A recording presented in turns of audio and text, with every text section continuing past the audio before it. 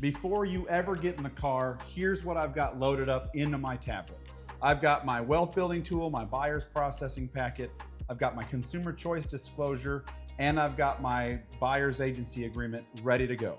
And if you want to go pro, you get your Zillow Pro info loaded up and your preferred lender. That's right. This is the difference between showing up like an Uber driver or setting yourself apart as their wealth advisor. So nothing gets fumbled for mid-showing and you look like a pro because you're set up before you even show up. All right, let's go ahead and grab that appointment. Let's go. All right, so now that we're finishing up showing number one, we really want to deliver a strong message that we are partnering in their wealth building. We are securing their family's financial future by helping them make this important investment that doesn't just put a roof over their head, but really solidifies their retirement or any other plans they have for their financial future. This is where we build in our value. All right, so Will, we're gonna set this flywheel off, and to do that, it starts off with getting a conversation, right? And when we're in with our clients or our to-be clients, we're gonna rope them in with a simple framework, because the only reason we're talking to them is to get a face-to-face appointment. That's what every real estate action should be for. So we kick it off, we have a simple framework. We wanna dumb it down as easy as possible so we can stick to it every time and scale off of that. We have the ALM method. Yeah, an ALM is appointment, because you know when you're gonna meet them. Location, because you know where you're going. And then the one that most agents skip is motivation. And this is what's guiding the client's decision. That's awesome. And when you get that motivation, you're able to make their why so big that they can't miss it. And that's what's really important, what people are missing in the relational aspect. We can become Uber door openers for people as real estate agents. And really the goal is to build that relationship quickly so they know, like, and trust us. And then we can really set that wealth building flywheel off, because now we've earned that trust, and that opens the door for us to be able to build wealth with them. Exactly.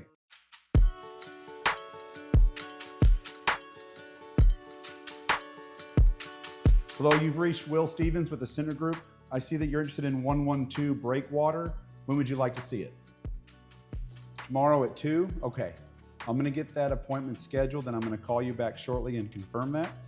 What about that house drew you to it? Oh, so you need a big yard. Okay. And you need an expansive kitchen. Yeah, I get it. Yeah, my wife likes that as well. So tell me about that kitchen. What do you guys like to cook? Oh, you like to grill. Okay. So we're probably gonna need a nice back porch as well. All right, do you have any kids? Oh, you do? You got 3? Listen, I got 4. So we probably need to get you a fenced in backyard too. All right, listen, do you have any other houses that you'd like to look at besides that one? Okay, yeah, I can get that one set up at the same time. Listen, based on what you just told me, if I could find you another house that matches what you're looking for at that price point in that area, I'd love to set it up for you at the same time, and we can knock out all 3. Does that sound good? All right, sounds good. All right, I'll be calling you back shortly to confirm that. I can't wait to meet you. Hey, this is Will. This is what my face looks like. I got the showing scheduled. I can't wait to meet you. I'll see you there at 2 o'clock. Showing 1 in the 3 showing system is all about building rapport. We're gonna talk about what we learned on that first ALM phone call, and we're gonna make sure that they understand that it wasn't just small talk, we really listened to them. All right, so you got this kitchen, and you mentioned that for the 3 kids, you need a big backyard. I mean, you got kids and you got a place to grill out here. So that wraps up showing number 1. We're gonna go ahead and head over to showing number 2. This is a step-by-step process, so nothing should seem unfamiliar. All right, let's go.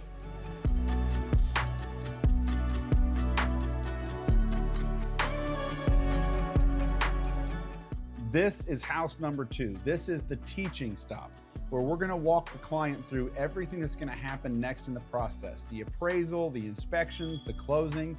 By the time we get to house number 3, nothing should feel rushed or unfamiliar. So come on in.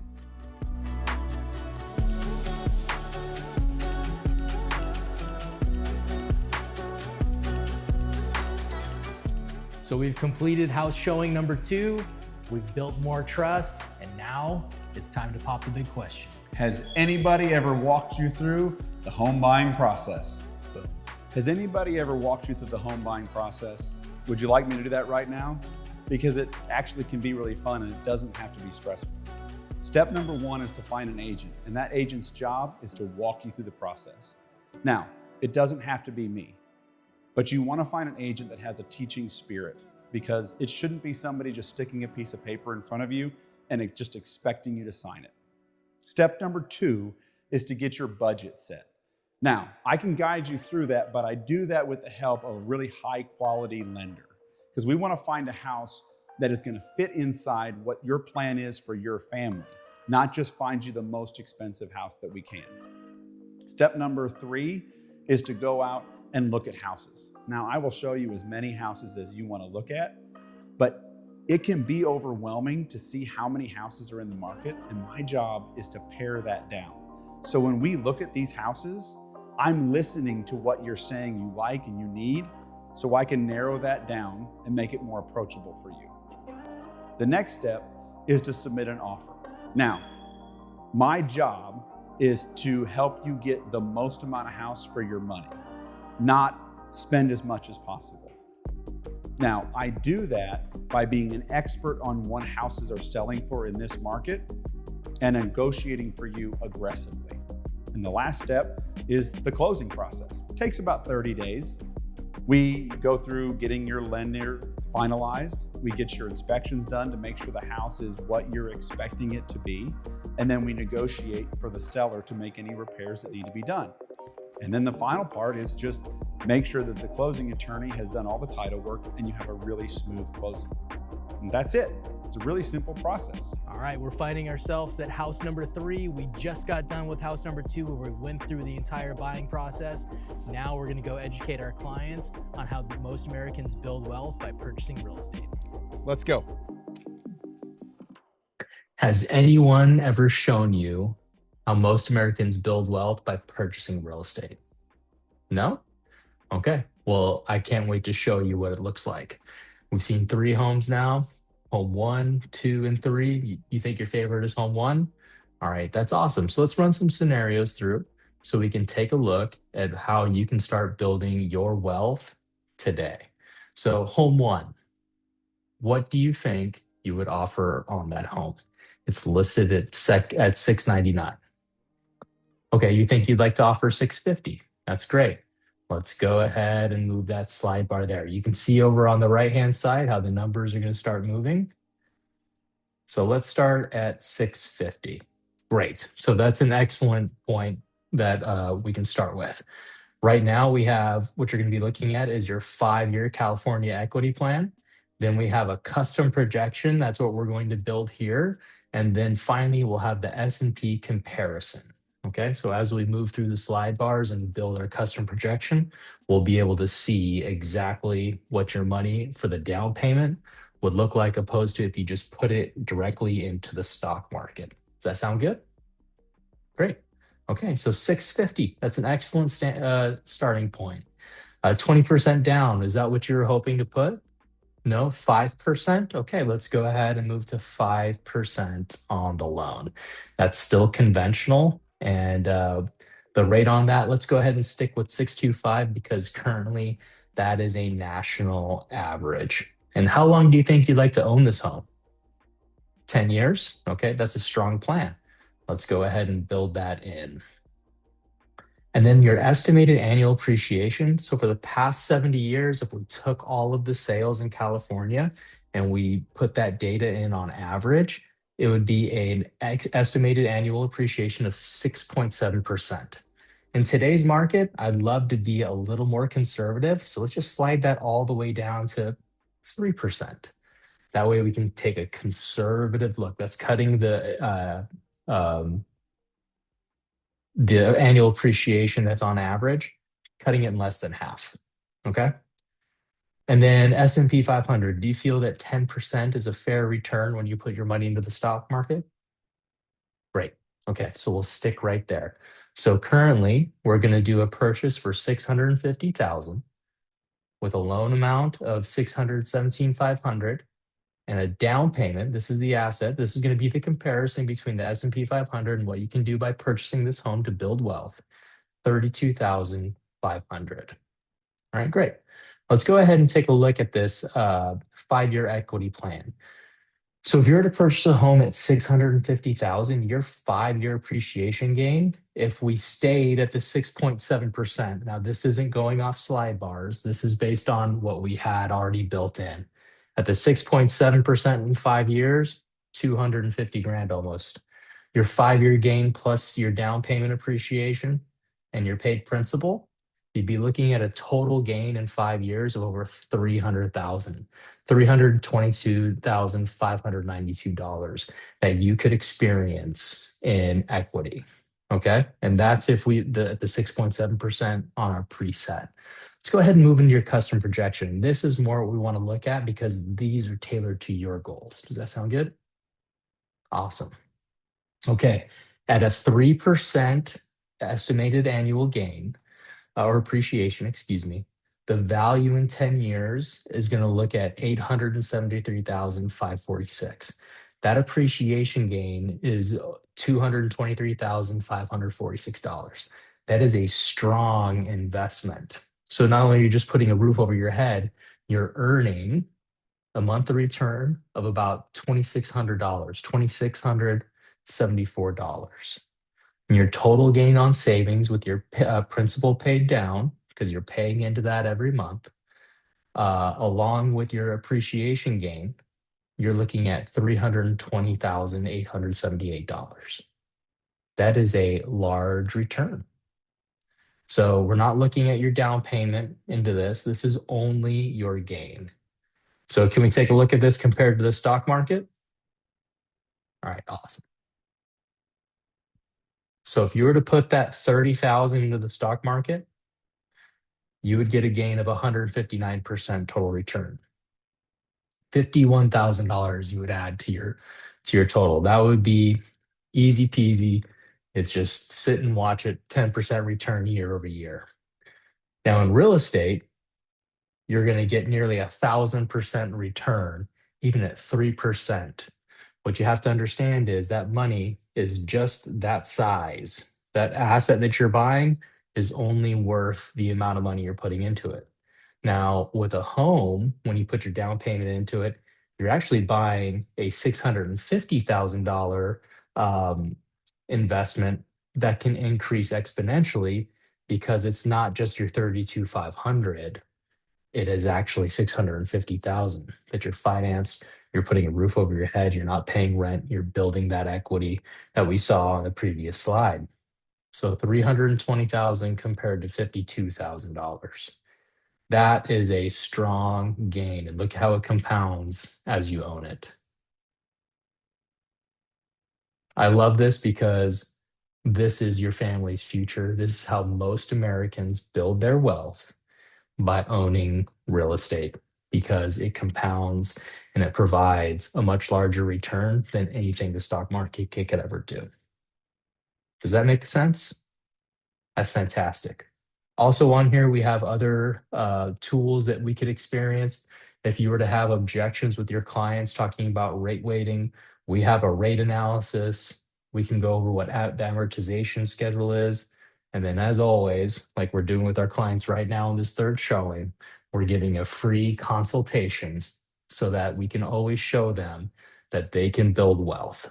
This is their projection. This is where we want to take them on the third showing. And now we're going to move into the promises and the affirmations that we want to make to get our clients comfortable in making the biggest purchase of their life, knowing that they're building into their family's wealth. So now that we've presented the wealth building tool, it's time to go for the close and get that agency.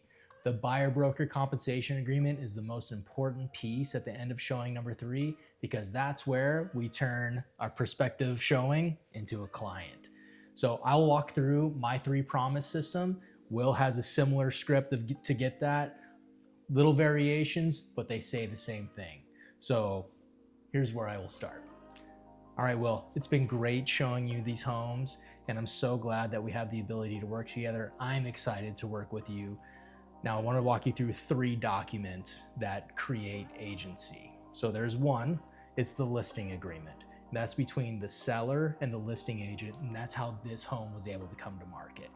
Then there's the other side, there's the buyer. this is what is, and I'll put it right in front of them, a buyer broker compensation agreement. This is what binds us together, and that allows me to go negotiate on your behalf and give you that full fiduciary duty of agency. Then there's the purchase agreement, and that's where the buyer and the seller come together and ratify a contract so that you can achieve your real estate goals in purchasing a home. Does that make sense? Yeah. All right, cool. So right here on the buyer broker compensation agreement, you can see it's a 3-month term. That's the maximum. And then here you can see that I'm requesting a 3% professional fee.